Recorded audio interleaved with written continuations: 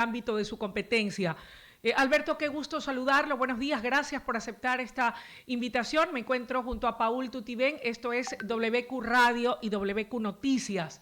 El presidente de la República envió el día sábado a la Asamblea Nacional un proyecto de ley económico urgente que, según señala, pretende desarticular la economía criminal vinculada al conflicto armado interno. ¿Qué rescataría usted como experto de lo positivo y bueno de esta propuesta del Ejecutivo? Bueno, mire, muy buenos días, es un gusto estar con ustedes. Es importante entender que estamos frente a un enemigo muy poderoso, un enemigo que debe ser combatido de una manera distinta. No es suficiente con aplicar las recetas que aplicamos en el pasado y para enemigos distintos. En este caso hay que hacer un enfoque multidisciplinario y esto es lo que nos dicen experiencias internacionales. Eso significa que también tenemos que fortalecer las capacidades para poder combatir a estos grupos irregulares desde lo económico, desde lo legal, desde lo operativo, desde lo judicial, es decir, desde todos los frentes. Esto no se combate solo con fuerzas armadas en las calles, es mucho más complejo que eso. Y por eso es que este proyecto yo considero que es importante, es positivo, porque reconoce la existencia de este conflicto armado interno, una figura distinta a la de estado de excepción. En la actualidad la legislación solo tiene el estado de excepción, pero ese estado de excepción no se compadece con la realidad de un conflicto armado interno.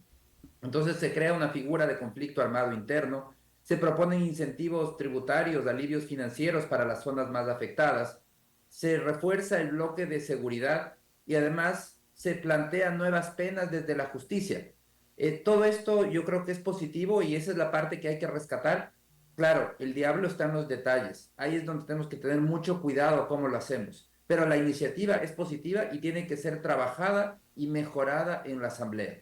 Si tuviera algo que corregir cuando hablamos de que el diablo está en los detalles, ¿hay algo que pudiera acotar en el ámbito económico o tal vez en lo penal? No es de su expertise, pero le revisábamos junto a Paul algunos de los aspectos en lo penal y allí hay algunos contrapuntos o temas que pudieran ser corregidos, porque como usted bien lo señala, toda propuesta es perfectible y hay que no dejar cabos sueltos para que no se cometan abusos, lo cual sería contraproducente en función de lo que se busca.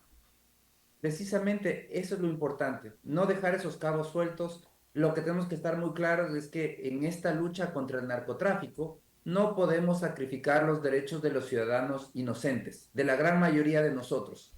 Entonces tenemos que estar claros que tenemos que evitar ciertos temas. Esto es un trabajo realmente de los juristas, quienes tendrán que hacer ese trabajo minucioso de garantizar que no se cumplan, que no se confundan estos y que no se adopten estas medidas que son inconvenientes. ¿Qué temas son? Yo creo que hay puntualmente 5 temas que debemos evitar. El primero es confundir a civiles con combatientes. Es decir, tiene que estar suficientemente claro para saber quiénes son combatientes y cuándo se clasifican como combatientes. Que no sea que el día de mañana nos digan terminaron atacando a unos civiles y que los confundieron por combatientes. Segundo, ese tema de confiscar bienes asociados con el narcotráfico, etcétera, suena muy bien, pero tiene que estar muy bien normado y tiene que, lo ideal es que no se dé una confiscación de bienes sin una sentencia en firme. Precisamente también para no terminar confundiendo bienes de civiles inocentes por narcotraficantes y de esa manera pues, hacer todo un proceso de confiscación. El tercero es la expulsión de extranjeros sin proceso judicial. El cuarto, hay que tener unos límites al uso de la fuerza que tienen que ser muy claros. Sí, hay que fortalecer el uso de la fuerza, por supuesto, pero tiene que estar absolutamente claro, bien normado. Y finalmente, y es un tema legal también, que no se debe, por, no por la desesperación de alcanzar un objetivo, que no terminemos debilitando el debido proceso. Al final del día son temas jurídicos especializados, quien está en esa área, los juristas van a tener que trabajar en este proyecto porque tenemos que lograr ese equilibrio, sí, un fortalecimiento en las capacidades para luchar contra este enemigo poderoso que es el narcotráfico, las fuerzas irregulares, pero al mismo tiempo la defensa de los ciudadanos honestos, inocentes, que somos la mayoría de ciudadanos en el país. Economista, Paul Tutibén lo saluda. Si bien es cierto, es una ley de económico urgente, pero la mayoría del articulado de este proyecto de ley habla sobre la reforma al Código Orgánico Integral Penal, habla sobre ciertas reformas para combatir la delincuencia, pero en la parte económica, ¿cómo recuperar la economía? ¿Qué puede hacer el gobierno con respecto con este proyecto? Si se habla de proyecto económico urgente, económico, pero más se destaca este proyecto en la parte delictiva. Sí, definitivamente esto tiene un enfoque muy en el área delictiva, pero es fundamental para el desempeño económico, porque no hay que olvidar que parte de, por ejemplo, el pésimo resultado el año pasado, una parte muy importante es culpable esta ola delincuencial y de violencia que vivimos en el inicio de 2024. Entonces, definitivamente, el tema de la inseguridad tiene una afectación económica fundamental. Detiene a la inversión, reduce el consumo y reduce el crecimiento económico. Entonces, si bien el proyecto en varias de sus aristas se enfoca en el tema legal, también incluye temas directamente por el lado económico, como son esos incentivos tributarios o alivios financieros a zonas afectadas por este tipo de violencia. Y al final del día, el combatir a estos grupos irregulares y al narcotráfico es fundamental para garantizar el crecimiento económico. Sin seguridad es difícil que haya un crecimiento saludable en la economía. Por eso es que sí, es un tema que toca tangencialmente muchas aristas, pero es un tema fundamental, es un prerequisito para que haya crecimiento económico. Tiene coherencia porque muchos inversionistas quizás no quieren invertir en nuestro país por el tema delictivo y de pronto eso aleja a ese inversionista. Otra consulta, otra pregunta. Si bien es cierto, este fin de semana se posesiona Daniel Noboa, ¿verdad? Se habla, según los expertos económicos, que el 2025 sería un año, perdón, para la reactivación económica. ¿Cuáles serían esos retos? Se habla de que 2025 sería exitoso en la parte económica para el país, ¿no? Pero ya se posesiona Daniel Noboa, ya sabemos que ganó y este fin de semana será posesionado. En la parte económica, ¿cuál sería el reto para que de alguna forma Ecuador obtenga ese crecimiento económico? Bueno, este año es un año de recuperación económica, primero por un lado por un rebote, porque el año pasado fue un año muy malo. Tuvimos una crisis de inseguridad al inicio del año, después de un incremento muy fuerte de impuestos y terminamos el año con 14 horas diarias de apagones. Todo eso resultó en una fuerte contracción económica. La economía se contrajo 2%. Este año el entorno ha cambiado. Estamos frente a una economía en donde hay algunos factores a favor.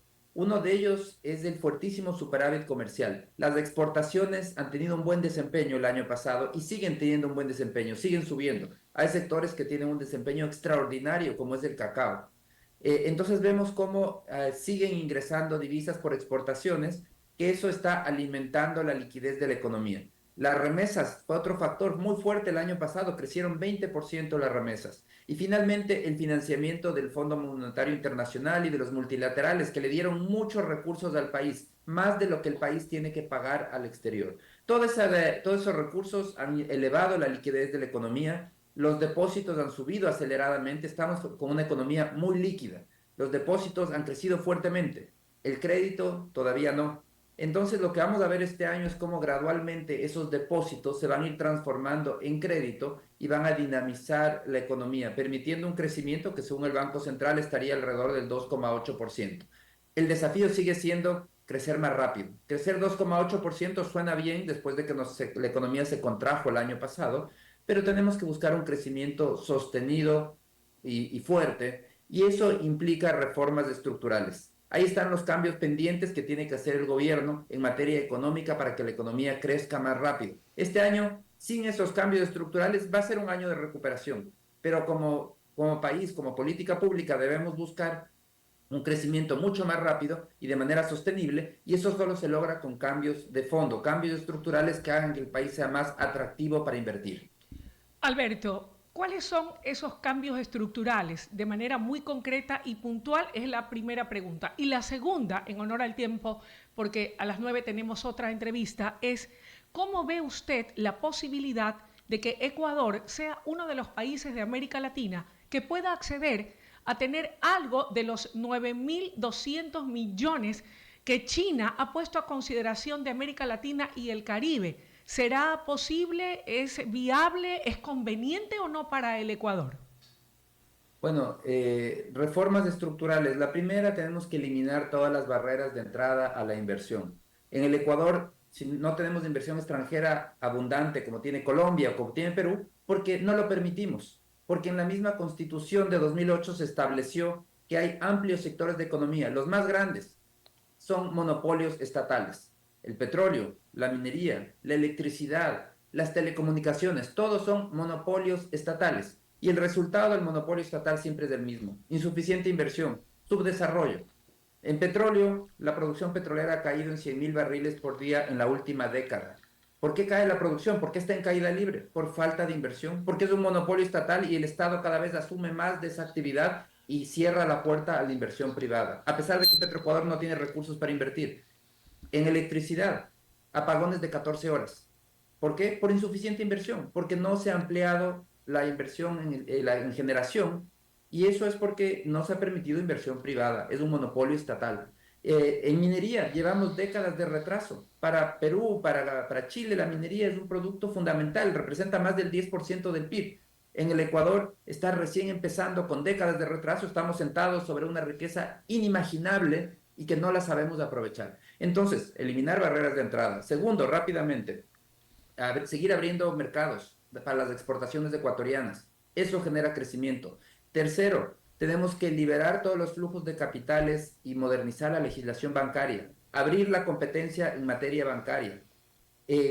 Cuarto, hacer una reforma laboral para tener una legislación moderna. Tenemos una ley de la época de hace más de 80 años, cuando ni siquiera existía el Internet. Pensemos cuántos empleos existen ahora que en esa época eran inimaginables, y nosotros seguimos amarrados a esa legislación arcaica. Y quinto, tenemos que poner en orden las cuentas fiscales, limitar de una vez por todas ese crecimiento en el gasto público, reducir el gasto inútil, reducir ese peso del Estado que nos sale demasiado caro, porque lo que nos hace es que año tras año tengamos que subir nuevamente impuestos para seguir sosteniendo un gasto imparable. Necesitamos tener de una vez por todas unas cuentas fiscales en orden para evitar ese incremento permanente de impuestos. Ahora, rápidamente, frente al financiamiento chino, yo creo que sí podemos acceder a ese financiamiento, y además sí es conveniente. No es la solución a nuestros problemas, pero sí es necesario acceder a nuevo financiamiento para poder seguir financiando el presupuesto estatal. Alberto, gracias por haber estado con nosotros en esta mañana y darnos luces respecto de los retos y desafíos que tiene el gobierno nacional en materia económica. También nos ha indicado que hay mucho que rescatar de la propuesta económica urgente presentada por el Ejecutivo y anclada a poder combatir al crimen organizado. Y esto último, refiriéndose acerca de cuáles son esos cambios estructurales que deberá acometer el gobierno de la mano de la Asamblea Nacional para poder lograr el cometido del crecimiento económico tan ansiado. Solo un punto importante que se me escapa. Durante el debate presidencial, el presidente reelecto Daniel Noboa habló de por qué no ir hacia un crecimiento económico del 4%. El Banco Central sostiene que podría ser del 2.8% y en su momento el Fondo Monetario Internacional habló de un crecimiento de apenas un 2%. ¿Con cuál nos quedamos? ¿Hacia dónde podremos caminar en el 2025 si se hacen esas reformas estructurales a las que usted ha hecho referencia? Bueno, las reformas estructurales no rinden de manera inmediata, es una inversión a mediano plazo, pero el objetivo del país debería ser crecer de manera sostenible por encima del 5% por varias décadas. Esa es la única salida que tenemos para salir del subdesarrollo. Pero para hacer eso tenemos que hacer esos cambios estructurales. Sin cambios estructurales seguiremos con un crecimiento lento por debajo del 3%, asociado a los vaivenes de los precios de las materias primas. Si sube el petróleo nos va mejor, si baja el petróleo nos va peor, pero seguimos con una economía en esencia estancada, que eso es lo que ha sido el Ecuador en las últimas décadas. Tenemos que romper ese ciclo de bajo crecimiento, salir de esta trampa de bajo crecimiento, y la única manera es logrando tasas de crecimiento por encima del 5% por varias décadas, vía cambios estructurales como los que hemos mencionado. Gracias por su comparecencia esta mañana aquí en WQ Noticias, en WQ Radio. No sé si tenemos que ir a una pausa antes de nuestro invitado. Sí, vámonos a la siguiente pausa comercial, pero recordarles que tenemos algunas